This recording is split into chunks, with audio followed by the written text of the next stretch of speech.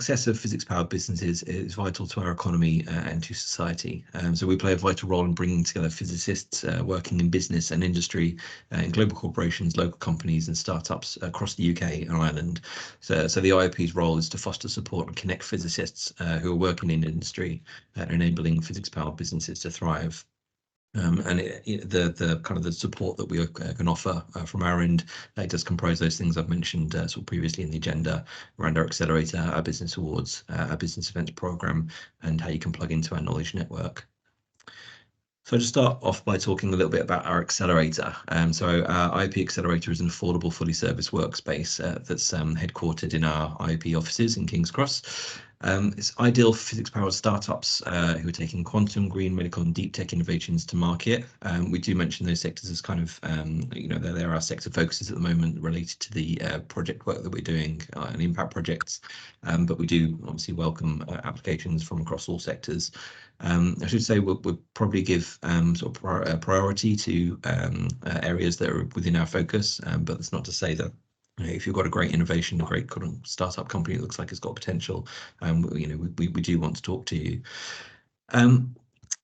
Just to kind of talk a little bit about the packages that we offer. So there's two packages at the moment. So there's the accelerator package and the super accelerator. So the accelerator is for £80 a month, and that's access to the accelerator for 4 days a month. That's a hot desk. So it'll be anywhere in our accelerator space downstairs in the IOP.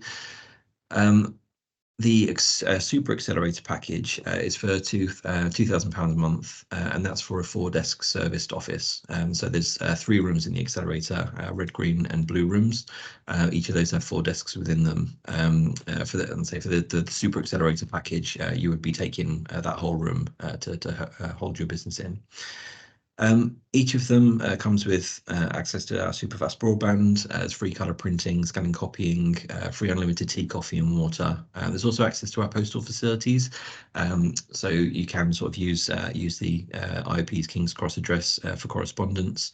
We have local storage there. We also have discounted meeting room bookings. So one of the kind of the advantages that we found with sort of having a base in London is that it's kind of quite close to big investor networks, but also kind of a bit of a sort of a hub for people to come along. So we had one company that is a resident in the accelerator. They used one of the meeting rooms to host a pitch day, basically. So they invited a number of investors along. I think they had something like sort of 70% uptake of investors off the back of that. And I think, it was helpful to them to have a base sort of outside of their where their company was registered up in the north, and to be inviting investors along in London. So just as a bit of a case study, so one of our first accelerator companies that came in was Orca Computing. So hopefully anyone here who's kind of working in the quantum sector would have heard of them. Orca, they develop and provide full stack photonic quantum computing systems. So they address applications of scientific and economic importance. They were founded in 2019. They were spun out of the University of Oxford. And the company was established to deliver a new approach towards photonic quantum computing. They came into the accelerator quite quickly. I think when they came in, there was only Richard. They quickly grew to 5 employees. Since its founding, the company has sort of gone on to numerous achievements. And that's included 11.6 million quantum data centre of the future grant from the UK government, deliveries of the PT1 quantum photonic system as customers all around the world, and they've now have customers such as the UK Ministry of Defence. So there's just a quote there from Richard, talking about the sort of the advantages that he found being in the accelerator and the impact that it had on their business. Just finally, I'd say if you are interested in the accelerator, do get in touch. So we have an email address, accelerator@iop.org. So if you have any questions or want to get in touch around that, please do drop us an email. I'll touch on it a little bit later as well, but we have some sector forums coming up throughout the year. We'll also be using those forums as an opportunity to give anyone a quick tour around the accelerator for anyone who's interested. So if you would like to do that and you are registered for the sector forums, we'll ask on the day, but do let us know in advance. Hopefully, Gurj will have put a link in the chat there as well, to our Accelerator webpage. You'll find more information about the companies that are resident in the Accelerator at the moment in there, but you'll also find the link to the application form, and yeah, sort of details around each of the packages on there. I should say it is an application process, so it's not sort of a given that anyone who applies for it will get it. We do take the applications away, review them. We will sort of probably have a conversation with you, and we might invite you to come and have a look around the Accelerator as well, before we sort of finally bring you in. But yes, yeah, say well worth coming along to that if you can. So it kind of links a bit into our knowledge network as well. So one of the advantages of being in the Accelerator is the ability to sort of plug into our knowledge network, but it also goes for members as well. So hopefully those of you who are IOP members are already part of a special interest group, but for those of you, I know there's sort of several on the call who are not yet IOP members, one of the advantages of being an IOP member is that you can sort of plug into this knowledge network that we have. So the IOP supports over 50 special interest member groups, and they enable you to take part in activities that are in your particular area of interest, and to share and receive expert advice on developments in your sector. And there's a list there just on the right-hand side of the screen, which is of all of our application-focused medical groups, which kind of apply to industry. There's two that I'm going to concentrate a bit on today. So we'll just kind of talk around the QBIG group, which is our Quantum Business Innovation and Growth Group, and also our Business Innovation and Growth Group, and just to talk a little bit about the advantages of joining those. Probably worth saying the groups are driven by the members; they're not driven by IOP. So we do have elected committees that oversee those. So if you want to sort of become a member of the group and just kind of take part in activities and things, absolutely fine. But if you want to sort of go deeper and run for the committee, the committees are made up of 12 people. So we'll have chair, secretary, and treasurer, and then a number of ordinary members. They kind of plan the events for the year and all the activities in which to engage the members of their group. So again, sort of, it's one of those things, you can get as involved as you want to, or you can sort of be more of a cursory member who's kind of interested in what's going on. So just to talk on our QBIG group. So the QBIG group is one of our newest groups, and they support the growing business community of industrial quantum physicists, engineers, innovators, and entrepreneurs, as well as the curious who just want to know more about the sector. Probably worth hammering that point home. You don't have to be working in those particular sectors to join those groups. You may just have an interest. You may have previously worked in those sectors, or you may have just been wanting to kind of expand your sort of knowledge network and sort of plugging in that way. So the membership of the QBIG group can support organisations and yourselves through an engaging events programme, collaboration with other IOP special interest groups, and we also run an annual prize to support early stage business startups. So I'll just talk a little bit about that now. So the QBIG prize, it launched last year for them for the first time. So we had one winner and I think three runners up. It's to be eligible, your company should have the ability to deliver innovative products or solutions that are either quantum enabled or for the quantum sector. You should be an SME incorporated in the UK or Ireland with a sound business plan aiming for profit. You should have market validation for the product, ideally with a customer. You should have a plan showing how the prize money would add value to your organisation, and you should have the intention to seek external equity funding in order to accelerate the growth of the business.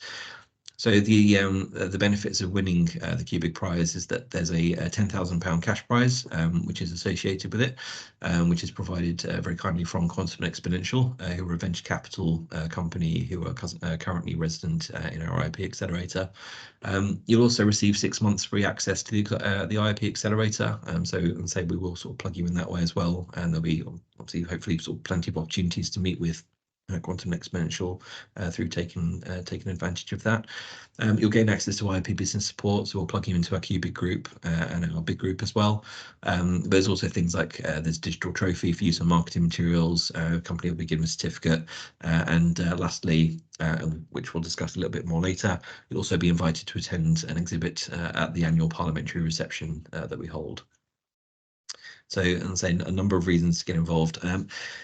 The application window's just closed for this year's Cubic Prize, but I am sort of bringing it up now just to kind of keep it on radars. So if you are sort of thinking of, if you're in university and thinking of spinning out a quantum company, probably something to keep an eye on. If you're an early stage startup that's again sort of looking for opportunities in the next year, definitely something to be keeping an eye on and getting in touch with us.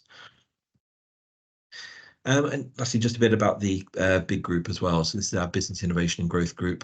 So again, a member-driven special interest group supporting individuals and businesses of all sizes, as well as entrepreneurs from physics community who take ideas to market.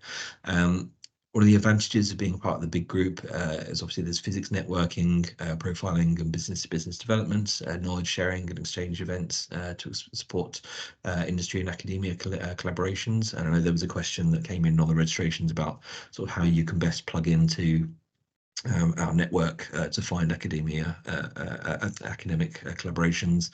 There's also business support, and they can sort of link you into our affordable workspace as well.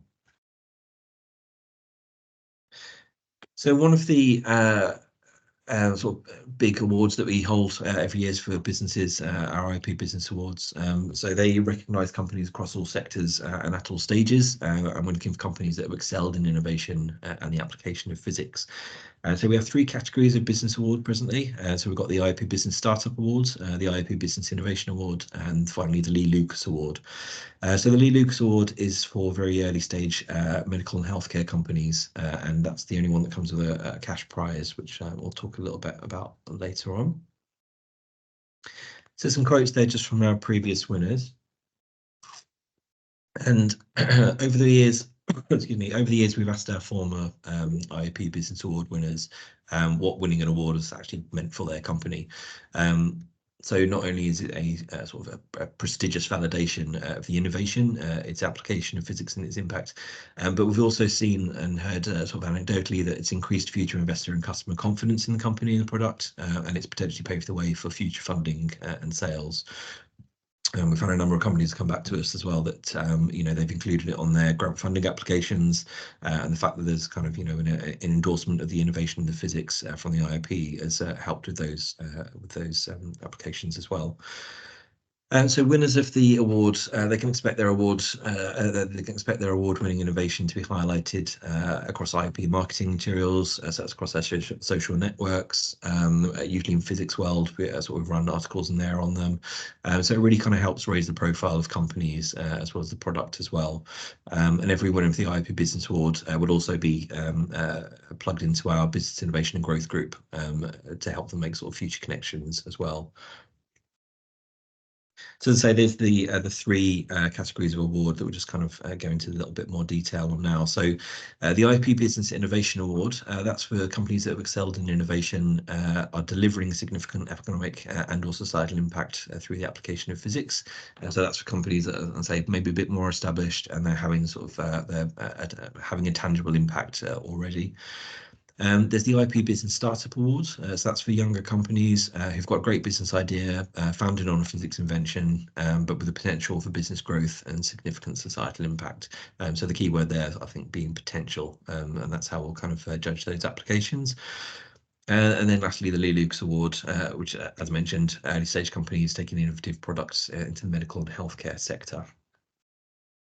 So we launched the Business Awards in 2012. Since then, we've had a total of 92 Business Awards and commendations that have been handed out across 88 companies across the UK and Ireland. So just to note there that if you are attending today from a company that's already won an IOP Business Award, that doesn't sort of exclude you from being able to apply again. We do have a number of companies that have come through the process twice, and they brought a new innovation each time that's been worthy of award. So we've had 51 Business Innovation Award winners, as well as 9 Commended Innovation Award winners, which we used to hand out, but no longer do, so we just mopped up into the main Innovation Award. There's been 28 Business Startup Award winners, so we introduced that category in 2018, so it's still fairly new. And then there's been 4 Lee Lucas Award winners, which we introduced in 2020. So as I mentioned, the Lee Lucas Award, that's the one that comes with the cash prize. So that was made possible by the generosity of Mike and Anne Lee, who provided a cash prize for that.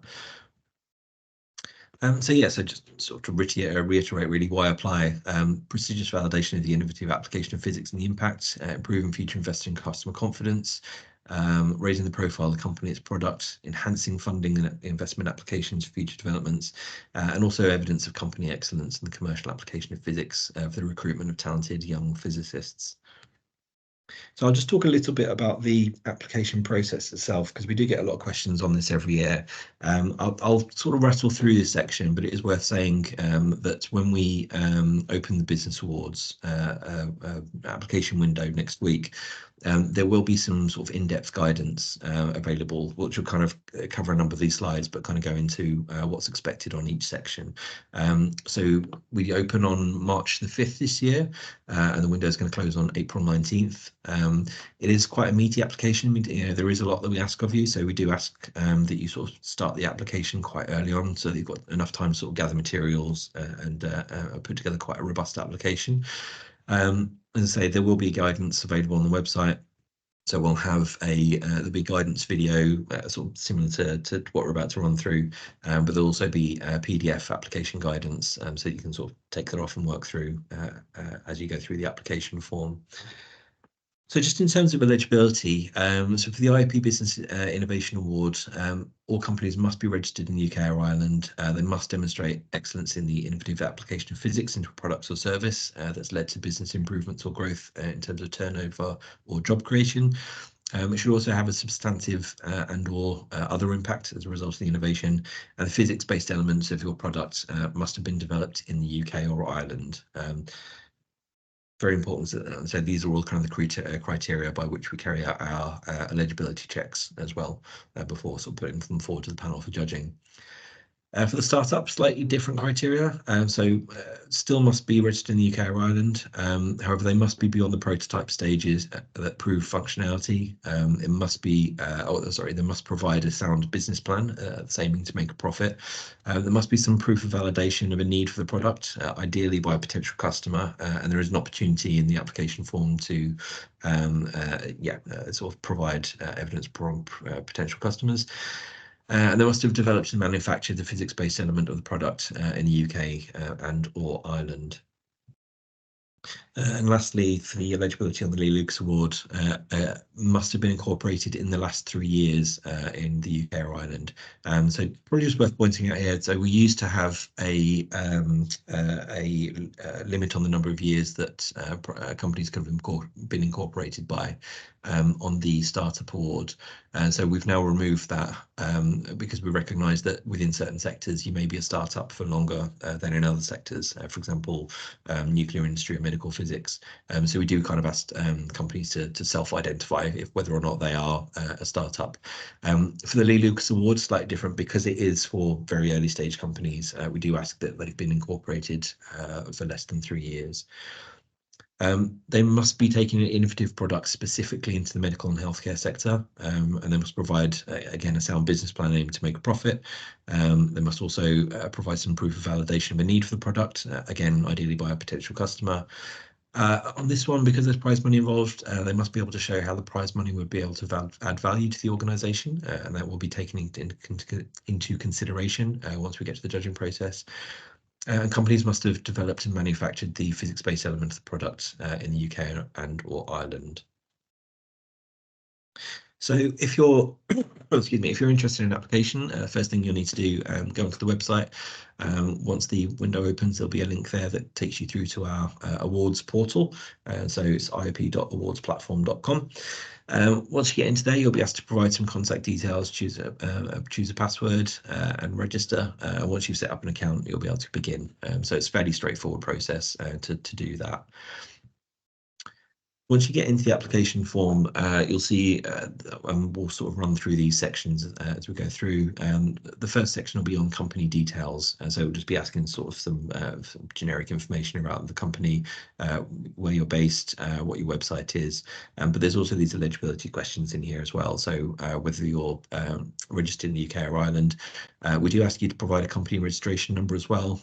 So we will do our eligibility checks sort of based on whether or not you're on Companies House or the Scottish or Irish equivalents. If you're applying for the Innovation Award, you'll be asked at this point to confirm whether your company or subsidiary is registered. If you answer yes, then you'll be asked to provide the company registration number. No, if it's not, you'll see a message that will flash up. So it will kind of stop you before you can carry on with the award. So we do have sort of checks in place during the application process as well, if you're not eligible, that will flag that to you. And again, same with the startup. And then same with the Lee Lucas, just noting the incorporation for less than 3 years. And the next section, you'll be asked to provide some citations. So probably just worth sort of noting here, we'll ask for some company information. So just a bit about the company. It might be kind of the similar text that might be on your website, but we'll also ask for a short and a long citation. So these are quite important. It's not only the kind of the way to sort of pitch your innovation to the judges, but we also use the citations in our sort of public-facing information. So it'll be included on our website if you're one of the winners, and also in our citation booklet, again, if you sort of go through and receive an award. These citations, they should be succinct, they should be informative, and they should also be written so that they're accessible to non-specialist audiences. We do have a wealth of knowledge across the judging panel, but we also make sure there's balance with kind of various sort of areas of sectoral knowledge. So we need to make sure that the citations are understandable to people who are kind of maybe not sort of familiar with that particular sector. Once you get into the application process as well, probably just worth noting that for both of the short and long citations, we do include some links to examples as well that can be found on the Business Awards website. So the long citation, again, sort of much longer than the short citation, around 300 words, just providing an overview of the innovation, the application, the impact, and the need that it meets. So the next section will be on evidence. Again, so there's a number of questions here that ask you to provide sort of evidence around the need for the innovation and the impact and the physics as well. As with the citations, they'll be used in the booklet. Actually, sorry, that's a wrong note. Just going to the next one. There we go. So yeah, we'll carry on. So on the evidence section, there's also a slightly different sort of evidence section for the Business Startup and Lee Lucas Awards. So again, sort of just check on the guidance that's on the application form that's visible when you log in, but also just kind of maybe checking beforehand on the PDFs that are available on the website, just to basically give you an idea of what's needed before you start preparing your application. And lastly, there's a few bits that we ask for just to kind of append to the applications that are partly for our use, partly for the judges. So we'll ask you to upload a company logo. So if you're one of the winners, then we'll be using that in our promotional materials and the citation booklets. We'll also ask for images of your technology. These are quite important, and I think worth sort of stressing how important these can be in your application. So they do, I guess they sort of bring to life what the innovation is for the judges once they're kind of going through the application. But we also use these in our citation booklets and online as well. So it's really an opportunity to kind of show off your technology. So please do sort of make sure that you've got a good high-res image that you provide to us, because it's really the sort of the first showcase that we're sort of providing to not only the judges but any of the public that are engaging with our parliamentary reception and on the website as well.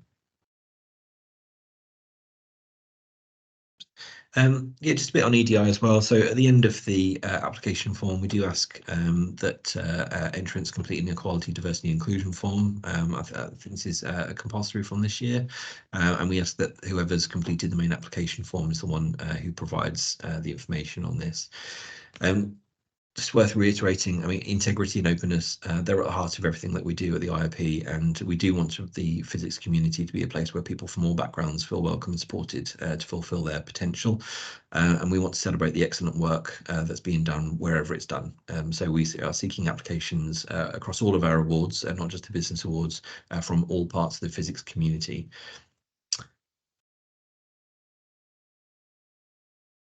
Just a quick word as well on a couple of other awards that we offer. So unfortunately, one of my colleagues is unable to be here who's going to talk to this, so I'll just kind of cover the main points. But this year there is an Apprentice Award, an Employer of Apprenticeship Awards, and a Business HE and National Research Facility Technician Award. So the Apprentice Award firstly enables the community to recognise and celebrate the skills and experience of science and engineering apprentices and their contributions to physics. The Employer of Apprenticeship Award enables the IOP to recognise employers that demonstrate their commitment and contribution to science and engineering apprenticeship schemes, as well as positive outcomes of their apprentices, as well as the positive outcomes that their apprentices bring to their organisations. And the Business HE and National Research Facility Technician Award that aims to raise visibility and professional status of technicians by recognising, rewarding and highlighting excellence in their vital work in business research and education. Applications for those or nominations for those particular awards, they'll open at the same time as business awards, so from the 5th of March through to the 19th of April. And to be eligible, apprentices in technical roles should be working in physics-powered businesses, and physics-powered businesses who are employing apprentices in a technical role will be eligible for the employer awards. Also, just to note, we offer a number of medals that are relevant to business. So that's our gold, silver, and bronze medals. So they celebrate individuals' contributions to the application of physics in the industrial, commercial, or business context. Obviously, our gold medal is our highest awarded medal. Our silver medal is focused on subject areas, and bronze medals are for early career. The applications for those have closed for this year, but again, just to kind of keep on your radar and thinking about next year's applications. So I believe that they're going to open again October, November, I think November this year, and they'll run through until around February next year.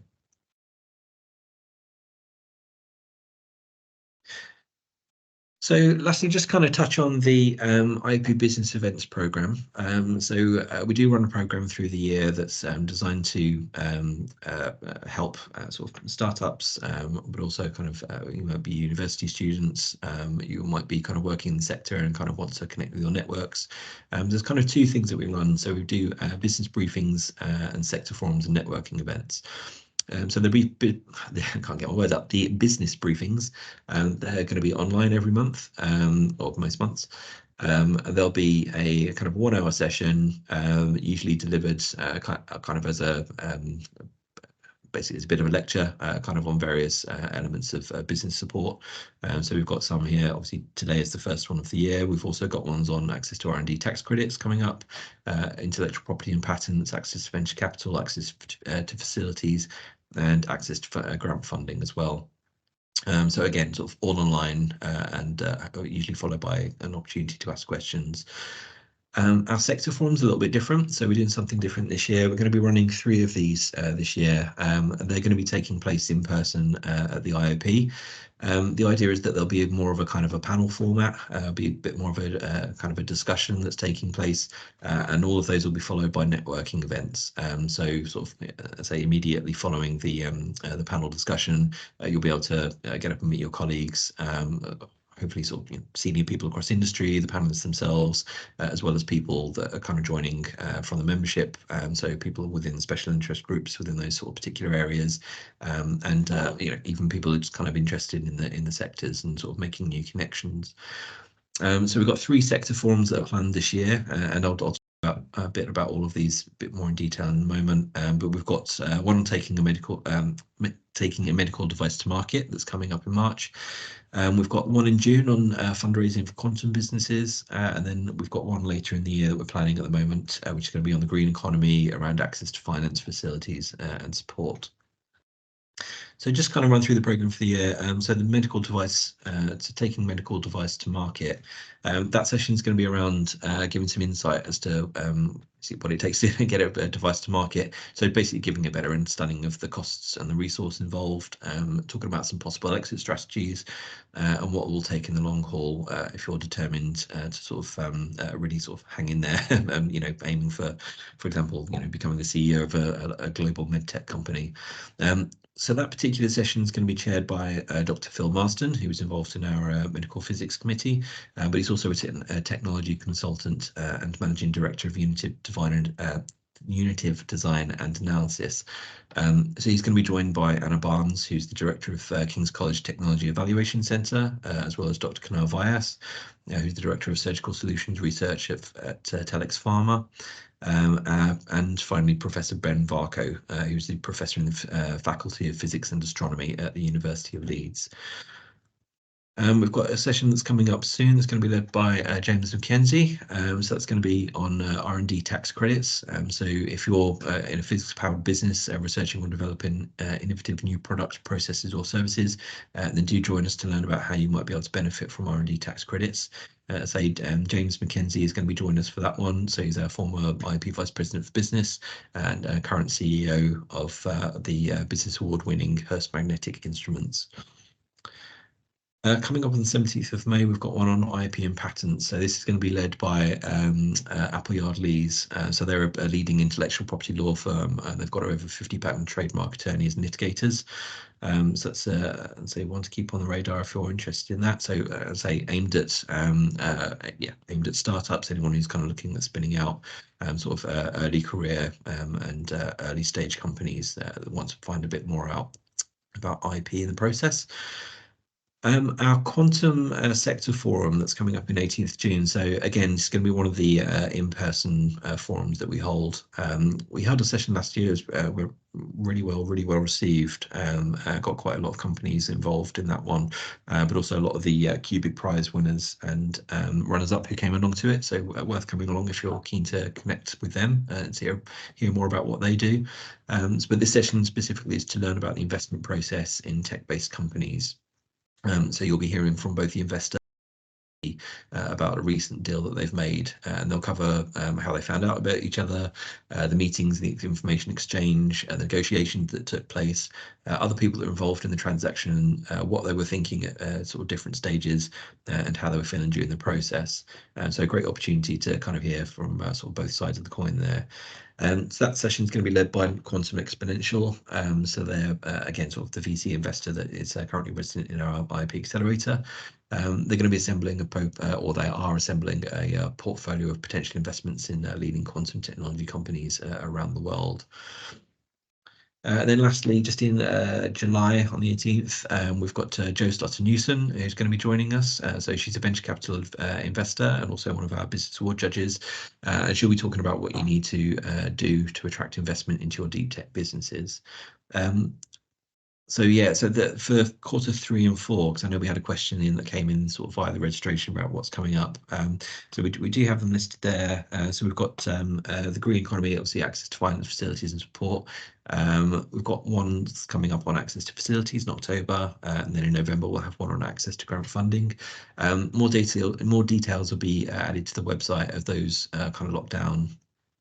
So registrations will be opening for them hopefully fairly soon, and we'll make sure that we let everybody know when registration is ready to take place for those ones. Just to note, we don't do any events in August and December. So August because of everybody's on holiday, so it's a bit of a quiet time for us.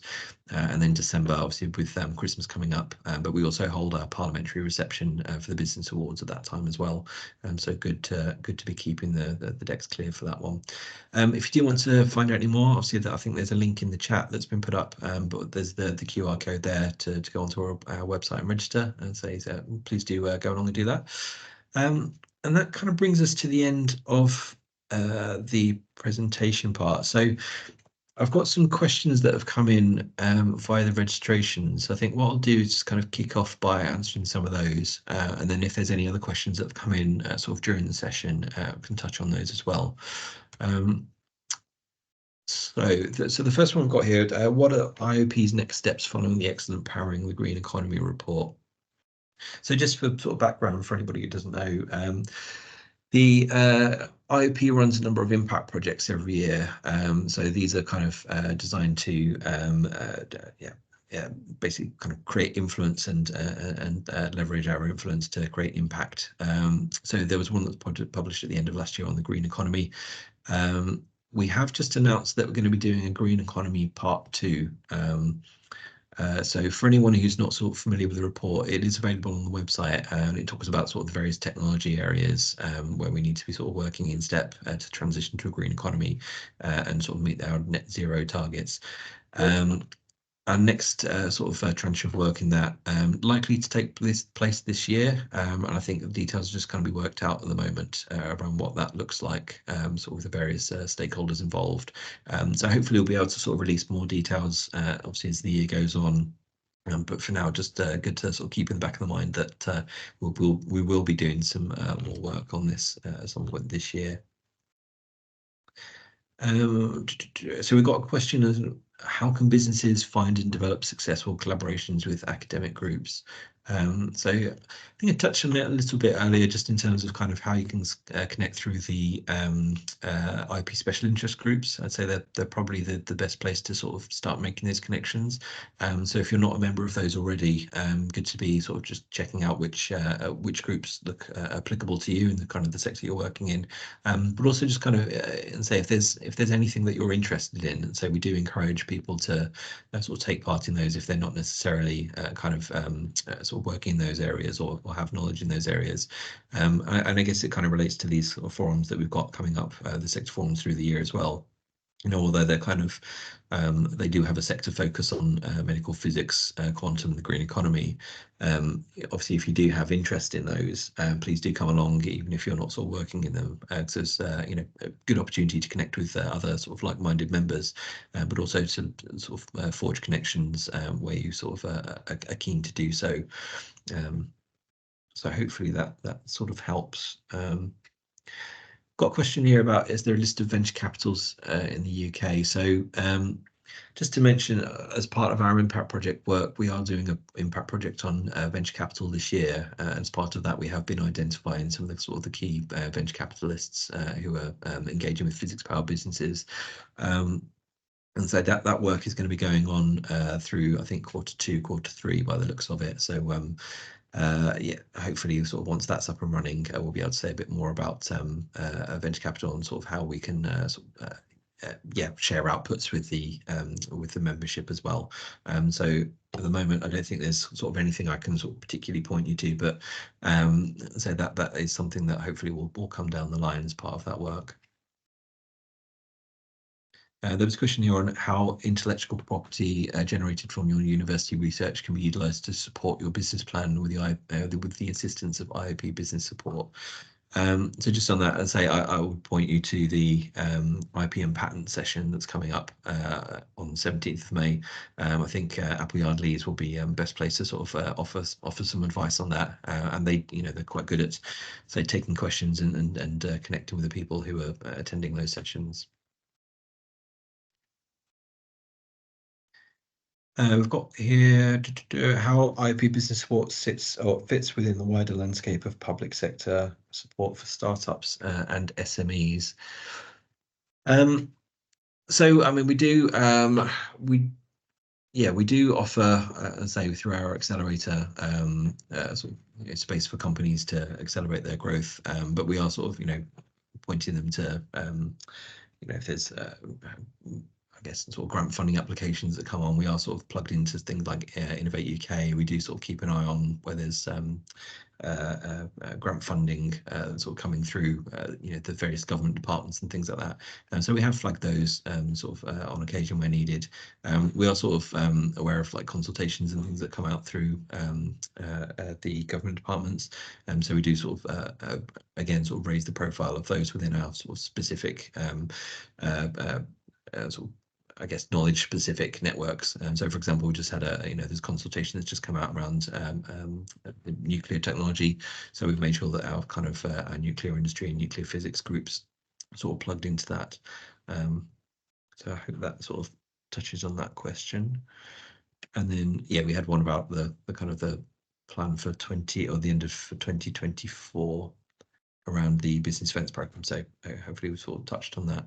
We'll just take a look, see if we've got any questions in the Q&A box that have come through as well. Just give me 2 seconds.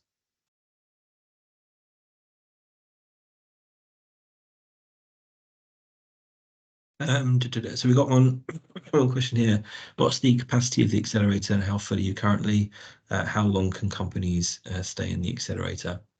Yeah, that's a great question. So we have 3 rooms presently that are 4 seats each. So if there was 3 super accelerator companies in there, you know, that we would have 12 people in at any one time. However, we do have sort of desks outside of those that we can use sort of for hot desking and things like that. I think we are sort of talking about how we can best utilize that space if we do have 3 companies in, and you know, we do have additional companies that want to work with us. At the moment, I think there's 7 companies that are working with us, so they're all on the accelerator package. So they've taken the 4 days a month sort of popping in, and yeah, they're sort of, it's entirely up to you sort of how long you stay and how much you use it as well. So some companies are sort of they've taken the accelerator package, but they might be in sort of more or less sort of depending on the month. Some companies are sort of in for longer term. Some companies have you know, sort of as they've grown, they've sort of grown out of the space. I mean, Orca Computing, the one that I spoke about earlier, that's probably a great example of a company that you know, they went from 1 to 5 employees, but now they're kind of, I think it's 50, 60 employees, and they've just kind of yeah, increased sort of into a new space in Paddington, I think it is. You know, they now have a kind of a custom built lab and things like that. So it's kind of an example over sort of how a few years they've really used that kind of as a springboard, and have included sort of on their sort of grant applications and things like that, sort of yeah, how they've been part of the IOP Accelerator and used that to launch their company. So yeah, as I say, it's there's no kind of time limit on how long you stay in there. And yeah, it's entirely up to you sort of when you want to move out.